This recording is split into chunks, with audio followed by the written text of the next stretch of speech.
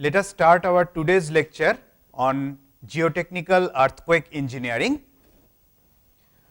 So, in this video course on geotechnical earthquake engineering, let us look at the slide.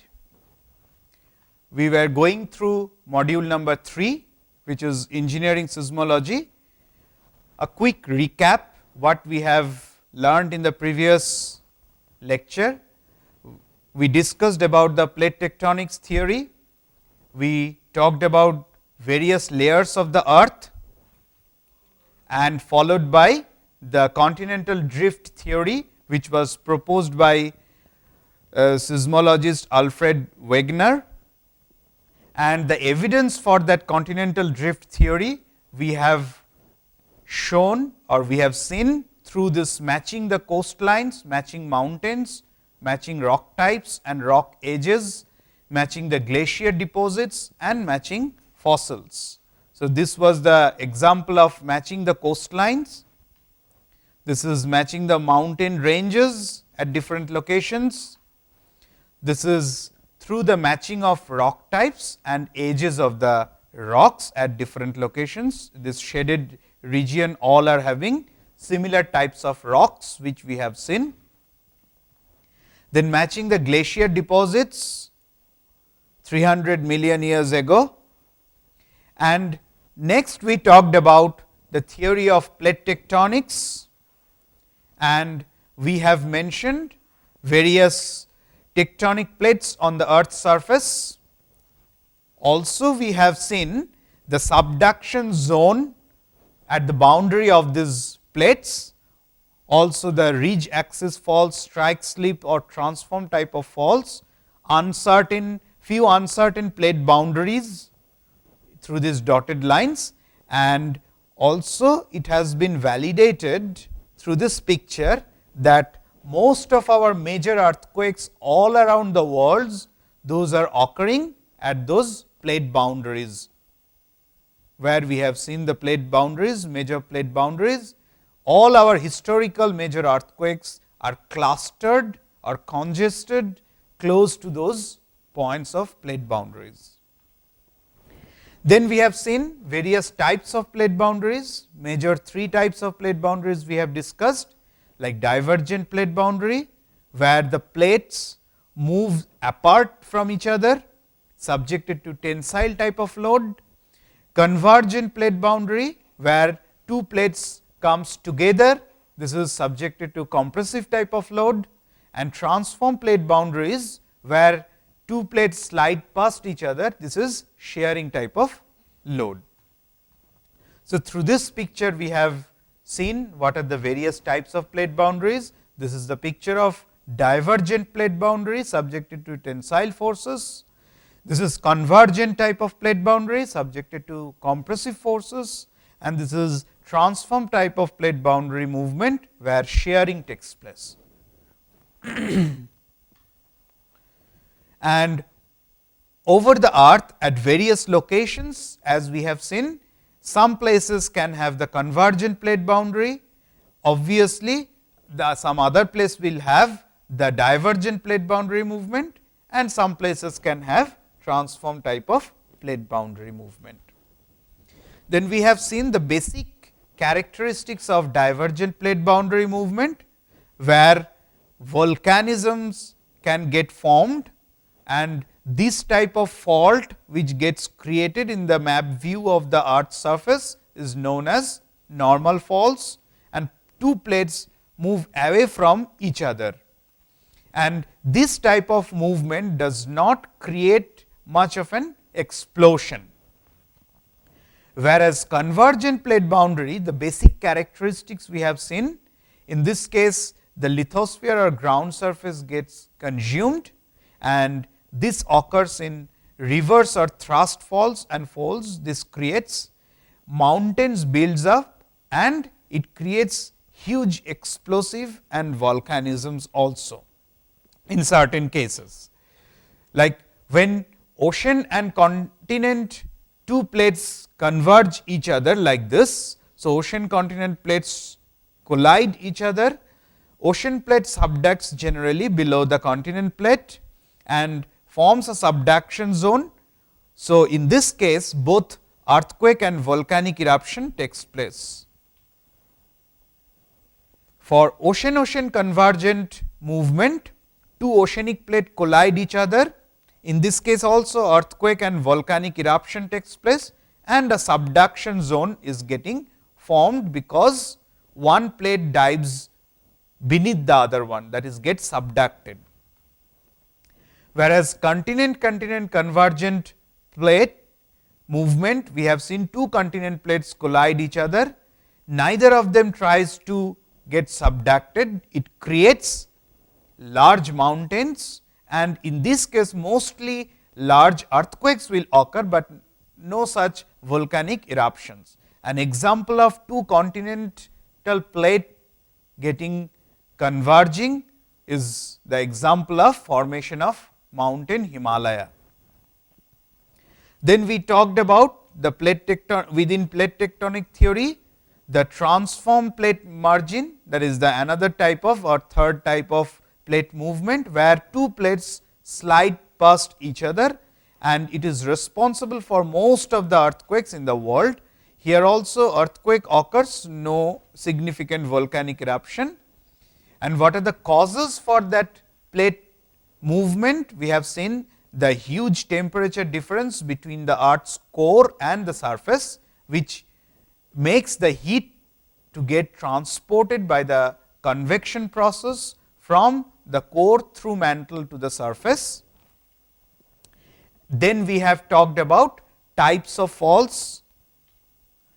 In this types of fault, initially we have seen what is called elastic rebound theory, and what are the various steps or sequences of elastic rebound. First, the stresses are getting generated through the process, the bending of the rock occurs, then rupture of the rock takes place, and finally it rebounds, or there will be a certain amount of slip along the fault plane.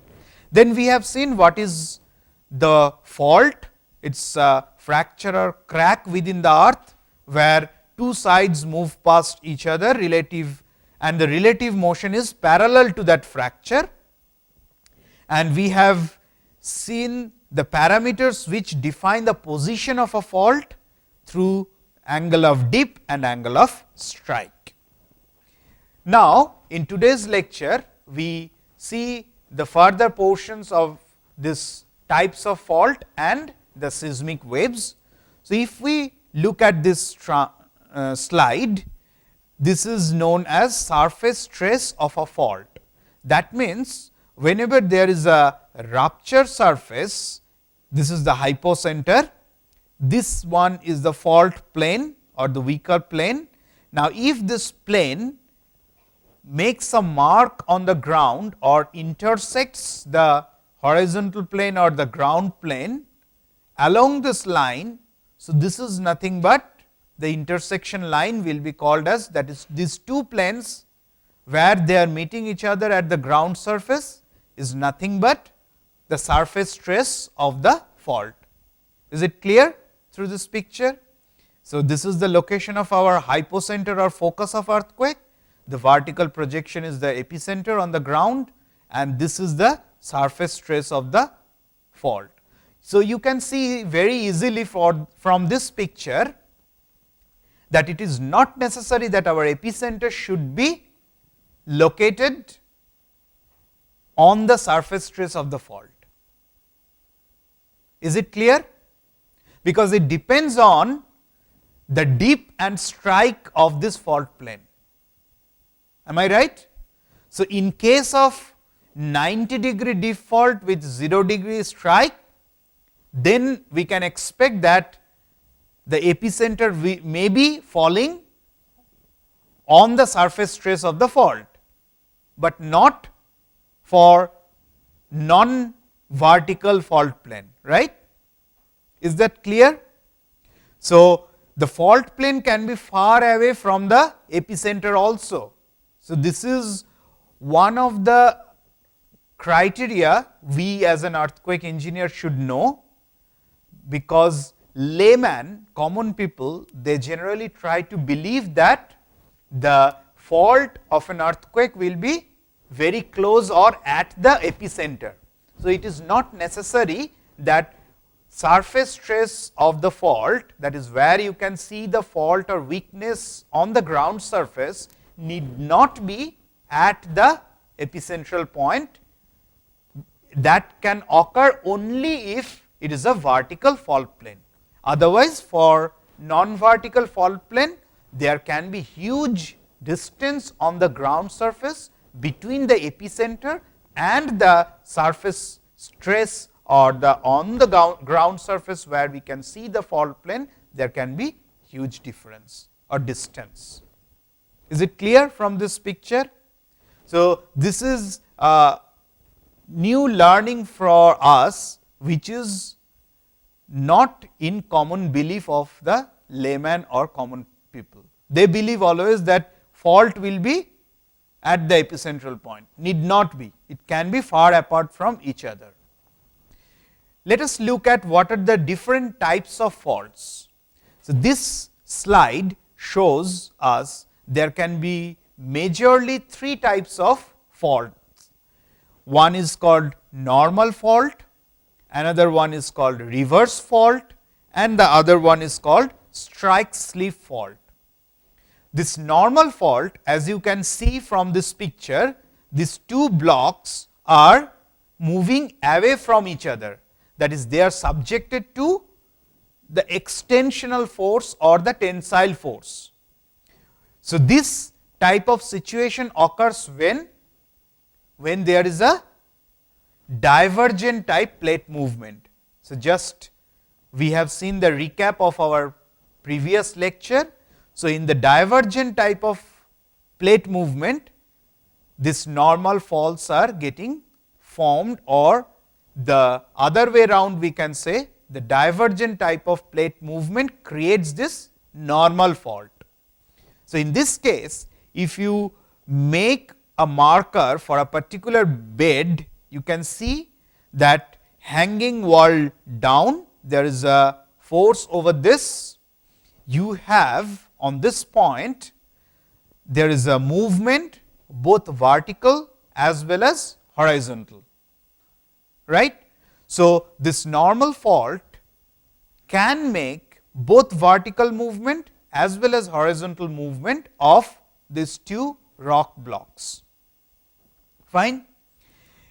In the case of reverse fault, what you can see over here, two blocks are compressed with respect to each other. So, they are subjected to compressional load as shown in this picture, and for what type of plate movement this condition can occur? For convergent type of plate movement. So, the convergent type of plate movement will create this type of reverse fault. In this case, hanging wall up goes up, and if you look again at the marker bed position change, there is both vertical movement and horizontal movement, and there is some subduction of the zone, as you can see, right. So, that is the reverse fault, whereas strike slip fault is that fault where the regional shear or the shearing forces are acting between the two blocks. So, in this case, the displacement between the two blocks occur, there is hardly any vertical displacement. So, no vertical displacement, and this type of case we have seen in the case of transform type plate boundary movement. So, these three different types of faults can get created during three different types of plate boundary movement. So, the normal fault gets developed during divergent type of plate boundary movement, reverse fault is getting developed during convergent type of plate boundary movement, and the strike slip fault is getting developed during the transform plate boundary movement. Let us discuss little bit about each of this fault. So, normal fault normal dip slip fault. What is that? So, as we have mentioned, before the faulting, the rock block was a single one, and then through the weak plane there is a movement, and the movement is perpendicular to that weak plane. So, this is our fault plane, and this gets separated out when the two blocks are subjected to this tensional force or extensional force. There is a vertical as well as horizontal movement. So, dip slip fault that creates hanging wall moves down. So, this hanging wall it moves down.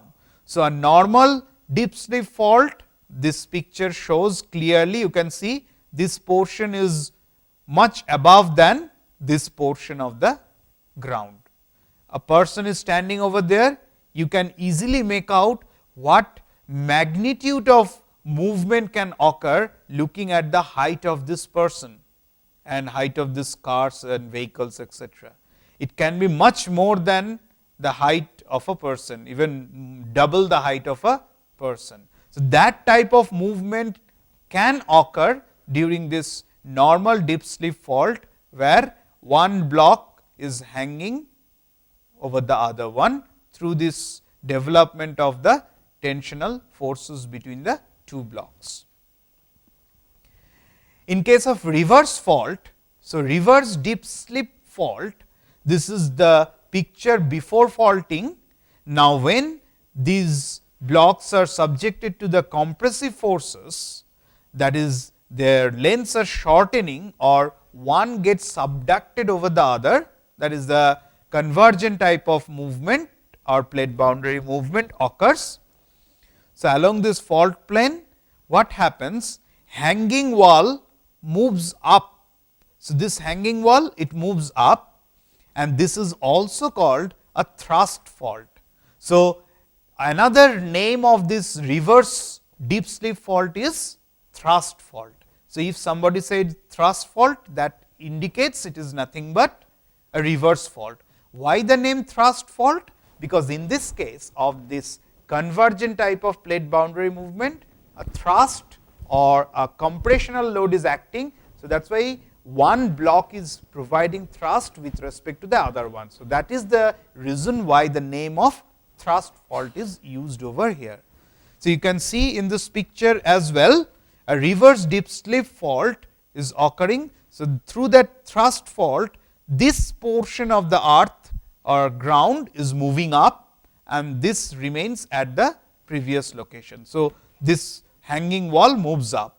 You can again see over here, this is the height of a typical person, and the amount of vertical movement is almost double of the height of a human being. So, that type of movement can easily occur through this fault during this reverse dip slip fault or thrust fault. The third one, that is the strike slip fault, what we can discuss about this. You see over here, so this is before faulting. So, before the fault gets opened up, this is the picture. Now, when the two blocks shear with respect to each other, so this shearing forces takes place, you can see over here. So, through this fault plane, there is a shear force and sliding movement along this plane. So, this displacement is in the horizontal direction, this displacement is in the horizontal direction. So, you can see this marking point, or if it is a river anything, they got displaced totally from one place to another place. So, a good example pictorial representation of actual strike slip fault you can see over here. Initially probably it was matching with this line, and after the amount of strike slip fault, this two blocks has moved with respect to each other laterally in this direction. So, there is now no continuity. Okay? Like we have seen this similar picture in San Andreas fault earlier in one of our lecture. So, a strike slip fault displacement has occurred in the horizontal direction. Now, this strike slip fault, there is a sub classes within that fault. One is called left lateral. What is that meaning of left lateral? If you see these two blocks, this is the fault plane or the fault surface. Now, if two blocks are moving with respect to each other like this, which we can show pictorially through this process, that is the shearing take place like this with respect to the central point. If we see the shearing forces, it is developing an anti-clockwise moment about that center point, then we call it as left lateral. That is, laterally the left block has moved like this, subjected to an anti-clockwise force getting generated due to this shearing action of between the two blocks. And the another classification, sub classification of this strike slip fault is right lateral. That is, two blocks with respect to each other, this block remained stationary, the right one has sheared off or moved laterally like this. So, in this case, if you look at the shear force like this about the central point, if you see the moment, it is causing a clockwise moment. So, that case the right block has moved laterally. So, this is called right lateral type strike slip fault. Okay.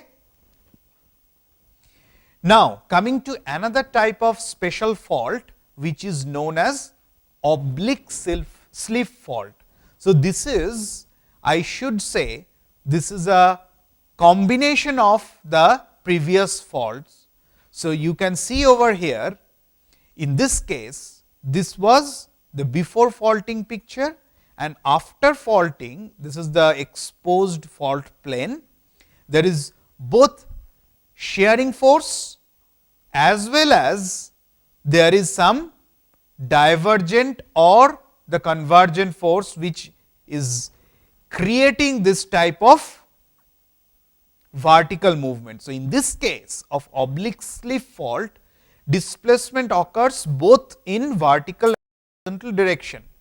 That is, there will be a horizontal direction, as you can see the movement between these 2 points, as well as there will be a vertical movement.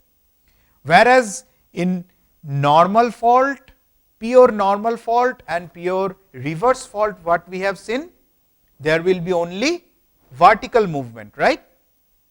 There is hardly any horizontal movement, and whereas in pure strike slip fault, what we have seen, there is only horizontal movement, there is no vertical movement. So, that is why this oblique slip fault is nothing but a combination of this vertical as well as horizontal movement. So, among these types of fault, which faults can create tsunami in the ocean? So, during the earthquake process, when there is, say, if normal fault or reverse fault or oblique slip fault, where there is a vertical component of the movement between the two plates, those can create tsunami, whereas the strike slip fault, where only the horizontal movement takes place between two blocks, that cannot create tsunami, as already seen from this pictures, because in that case strike slip fault we do not have any vertical movement. So, we need some amount of vertical movement in the ocean plate between the two oceanic plate to get tsunami generated. So, that is the reason you can see only oblique slip, reverse fault and normal fault can create the tsunami during an earthquake process. Now, let us see another parameter or another title, which is known as blind faults or hidden faults. So, what are these hidden faults or blind faults? That is, as the name suggests, these faults are not easily identifiable or not visible on the ground surface. That is the meaning of hidden faults. So, you can see on this picture, this line, dotted line on the ground surface is the surface trace of known fault, because this is the fault plane. As you can see over here, this solid red line, this fault plane, when it intersects the horizontal plane of the ground, it creates a mark on the ground, that is the surface trace of the fault, as we have seen just few minutes back. So, that is the surface trace of this known fault. Also, you can see another fault over here. This fault plane makes a surface trace like this. So, this is the surface trace of another known fault. But look at this fault. This is a fault, of course, weak region within this mass of rock, but this fault plane is not able to make any surface trace on the ground. Why? Because they got intersected by this another fault. So, what happens? This fault plane is not creating any surface trace on the ground surface.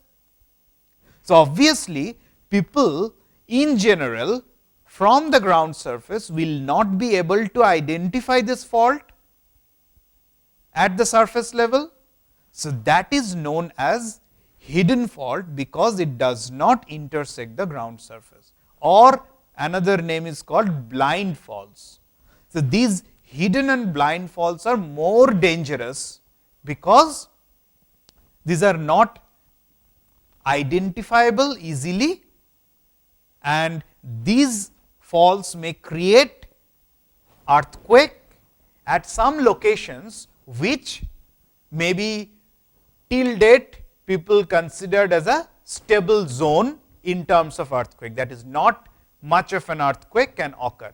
So, we can give a very good example of this, like for our peninsular India, earlier people used to think that is the stable plate where no much earthquake incident can occur.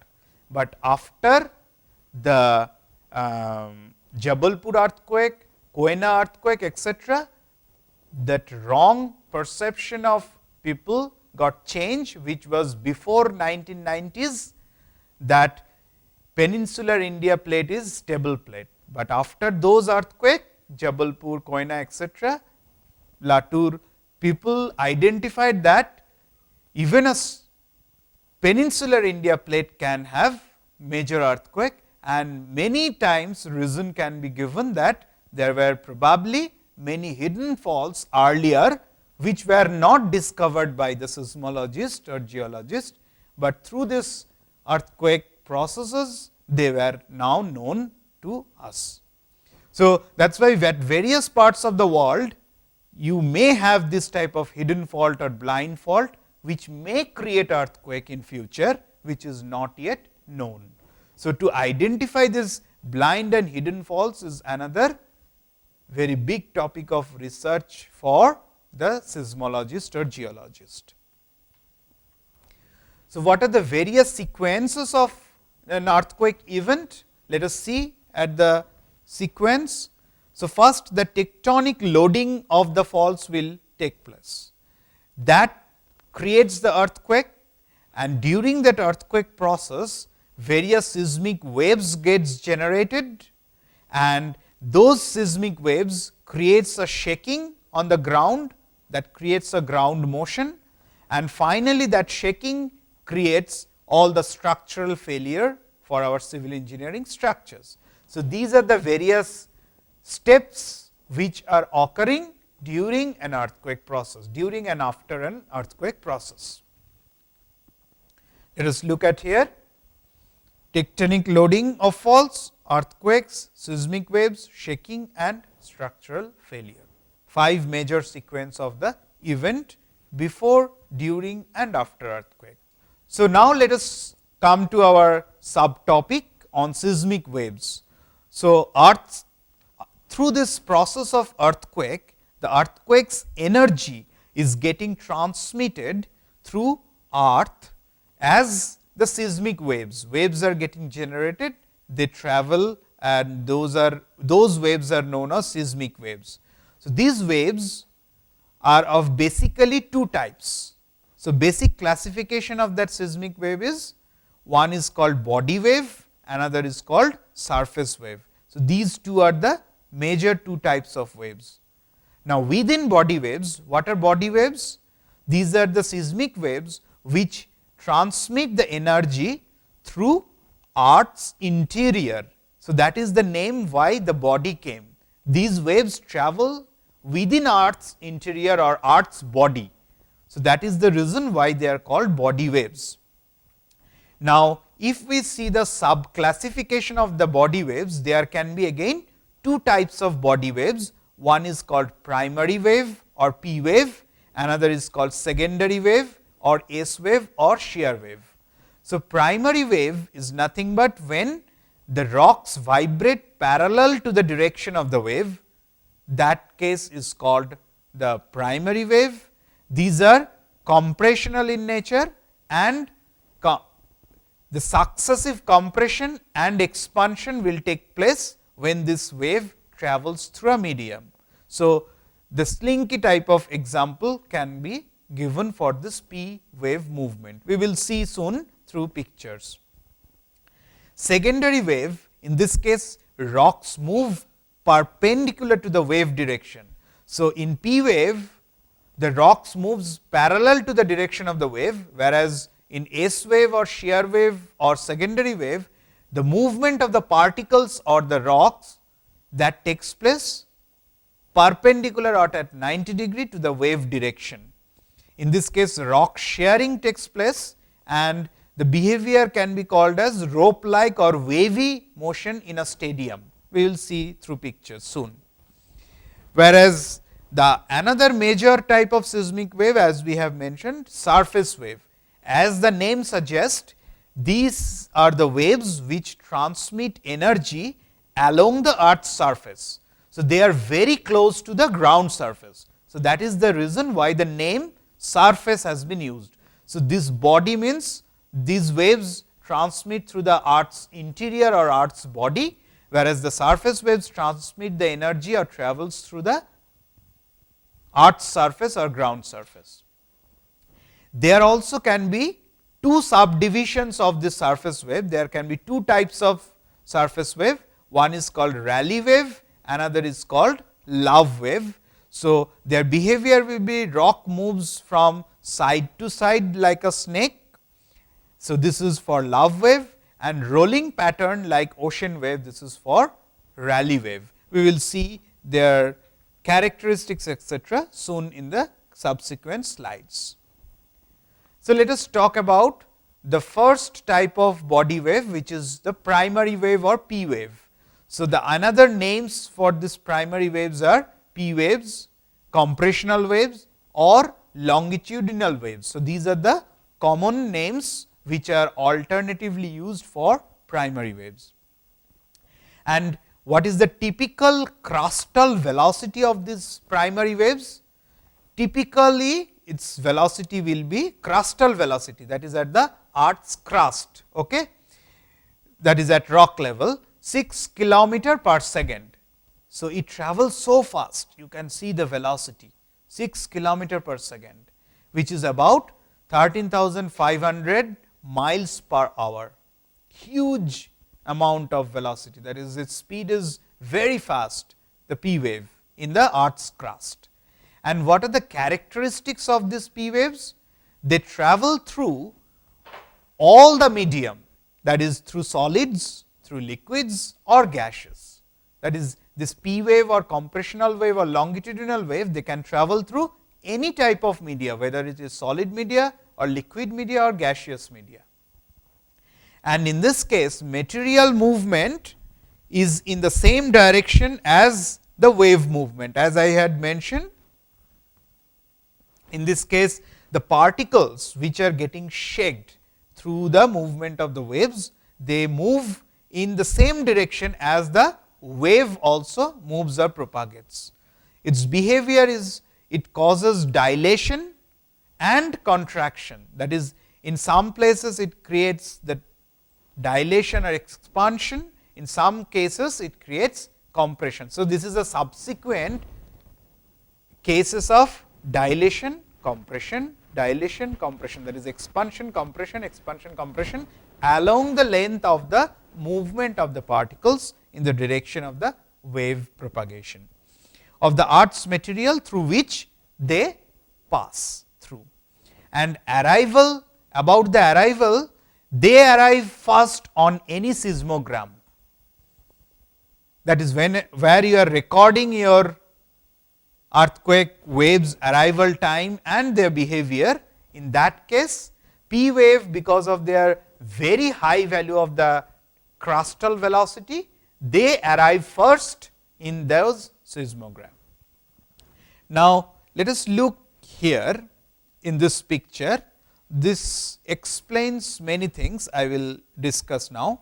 So, even for P waves, if you see at this picture, which can travel through all the media, that is solid, liquid and gases, we can see that some changes in the path at certain points within earth can occur, and this is due to the discontinuities which are present at different boundaries in the earth's structure.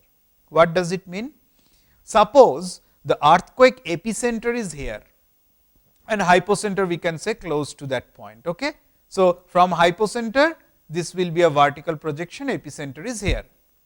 Now, the seismic waves gets generated and travels in all the directions. So, they are traveling like this as it is mentioned, but when it comes to a boundary of two layers. So, the outer layer is the crustal layer, which is a very thin layer as we have seen. Next part is this layer, red portion is nothing but the mantle, this is the thickness of mantle. So, when these waves comes and hit this boundary between the mantle and the outer core, we have seen earth's interior, this one is outer core, then inner core. Inner core is a solid material, whereas outer core is a liquid or fluidized state, right. So, when this wave intersects between this mantle and outer core boundary, due to the change of material property as well as the state of the material, there will be some reflection, refraction of these waves will take place. So, finally, some waves will get transmitted through this, because these waves can travel through all the media. So, from solid to liquid it can travel easily. Similarly, when it hits over here another boundary, that is from liquid outer layer to the solid inner core, there is again some transmission of the wave through this media. Is it clear? So, it can travels in all the directions. Finally, when these waves comes out from the other side of the earth, that is from this part to another part of the earth, that is 180-degree opposite part, even some waves will further gets transmitted through from this outer core to mantle. Now, our seismograms are located all around the earth. So, you can see from this picture clearly that earthquake occurred at this point of the earth can get recorded by the seismographs located at this point, this point, this point, this point, this point, this point, all over the earth. So, that is the reason why I was mentioning that during an earthquake, when the seismic waves travels through various layers of the earth, it gets recorded at different parts of the world. That is the reason why you will see after an earthquake, say in Japan or in India, even the US, which is almost on the other side of the globe, even they can record the arrival of this wave at certain locations using the seismograph located at various points. Even that is the reason why an earthquake which is having an epicenter or hypocenter within the deep ocean can get recorded in other seismograph locations on various continents, say Japan, US, India and various parts of the world. Okay? So, the P waves what we have seen on this picture is getting observed, their arrival is getting measured at different seismograph located at various parts of the world. Only thing is that the P wave which is getting recorded at this part of the world, their arrival time will be less than the arrival time at this point, which is quite obvious, because it takes certain time to travel through this distance, because it is having some velocity 6 kilometer per second. So, according to your distance from this epicenter to your seismograph location, it will take required amount of time to reach that particular seismograph located at various points. Now, if you look very carefully on this picture, between a typical angular point of 103 degree to 143 degree, this is the typical range, considering this as your 0 degree point. So, from this point if you measure, this is 103 degree and this is 143 degree on both the sides of the earth. So, this portion is called P wave shadow zone. What does it mean? If you see at the waves traveling, this wave is coming over here directly, but this wave is coming here, it get transmitted to another media. So, there will be a change in the angle of its incident and then refraction. Then finally, when it comes out from this area, it's again there will be a change in its angle of refraction or the transmission. Okay? So, finally, you will see there is certain location on the earth where P wave will never arrive. That is called the shadow zone. Shadow zone means in that zone no P wave will arrive, that is P wave shadow zone.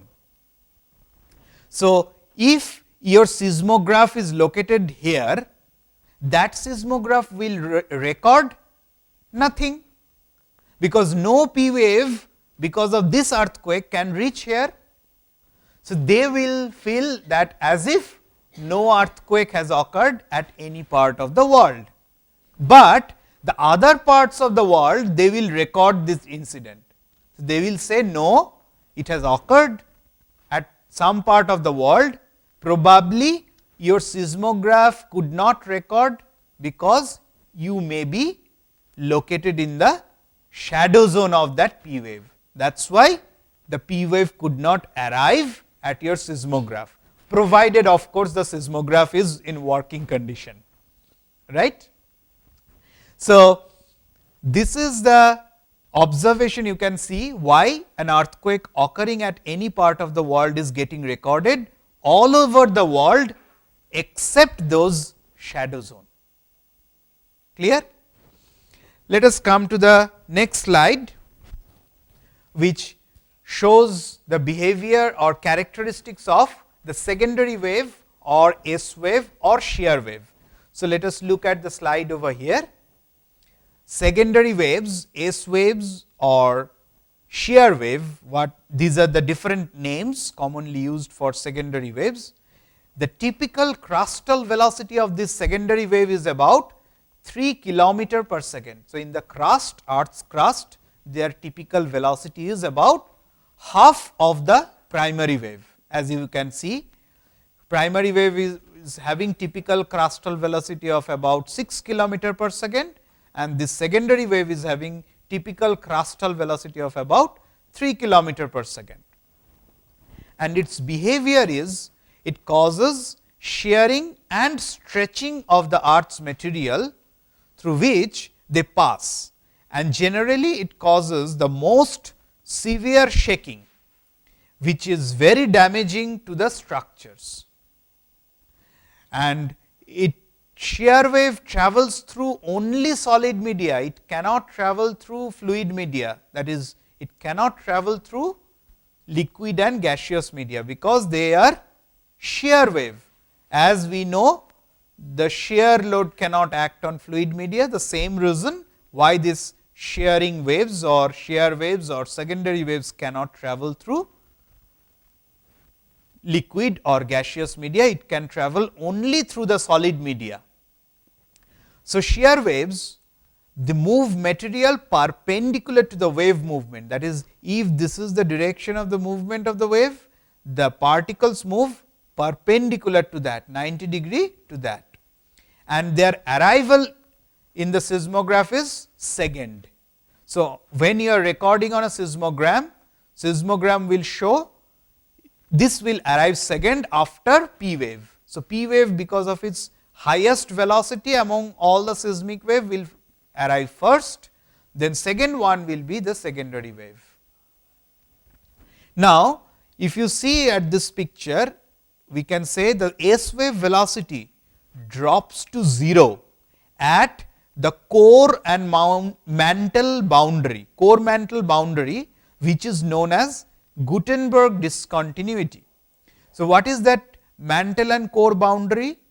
Because outer core is a liquid state. So, obviously, if any shear wave is coming from this epicentral or hypocentral point to this point, automatically they cannot travel further to another media, because it is in liquid state and it can travel only in solid media.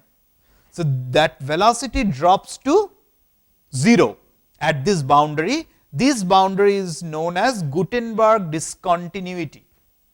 That is, the boundary between this mantle and outer core is called Gutenberg discontinuity, where shear wave drops to 0, shear wave velocity. So, obviously, as nothing is going in here, nothing comes out from this side, no shear waves comes out from this side, because there is no existence of the shear waves in this liquid outer core region. So, only the shear wave can travel directly to all these points, and if you look at the picture, if we consider this point as 0 degree, then 103 degree to 103 degree, between that entire area is called S wave shadow zone. That means, if your seismographs are located anywhere on this part of this globe, none of them will record in their seismograph any arrival of this S wave. But if seismographs are located at these locations, they will record the arrival of S waves in their seismograph. So, what does it mean? Some stations, seismograph stations, which are between 103 degree and 143 degree, this seismograph will neither record P wave nor record S wave. So, they will feel that no earthquake has occurred anywhere in the world, and this portion, that is between this angle of 143 degree to another this part of 143 degree, these seismographs on the other side of the earth where the earthquake occurs, so they will record the arrival of P wave, but they will not record arrival of S wave. So, what they will conclude? They will automatically conclude that obviously we are staying at the other side of the occurrence of earthquake point. So, can you see how worldwide the earthquake records in these seismographs give us the information, whereas seismographs located at these points will record both arrival of primary wave as well as arrival of shear wave or secondary waves. So, through this picture it clearly shows the black arrows shows the P wave, the red arrows shows the S waves. So, earthquake epicenter, waves are traveling in all directions, these are body waves, because they are transmitting through earth's interior or earth's body, that is the reason why these two are body waves.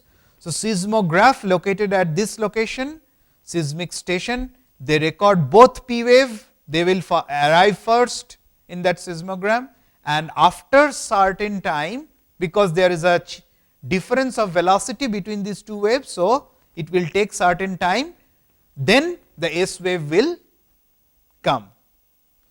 Whereas, in this location typically about we said 103 degree to 143 degree, or some people say 105 degree to 140 degree.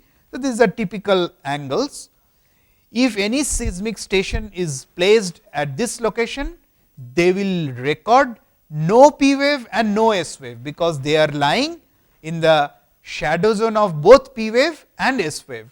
Whereas, some seismic stations which are located at this point, they will record only P wave, but after some time they will keep on waiting, but no another wave will come.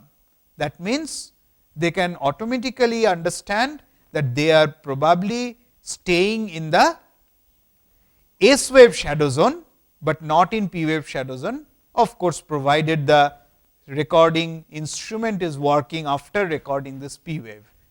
That is the obviously the basic fundamental assumption.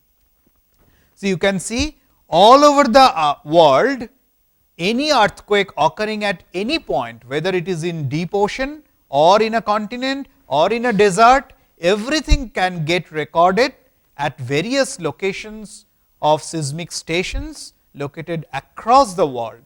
And the shadow zones means no earthquake waves. So, S wave shadow zone means no S wave, and P wave and S wave shadow zone means no P wave and no S wave. That is why no black color arrows, no red color arrows in this region, whereas here it is only S wave shadow zone. So, there is no red color arrows, but P waves can arrive, pass through this all the various phases of the earth's interior, solid, liquid, solid, and again liquid, and then solid. So, P waves arrives, but no S wave arrives here. So, with this we have come to the end of today's lecture. We will continue further in the next lecture.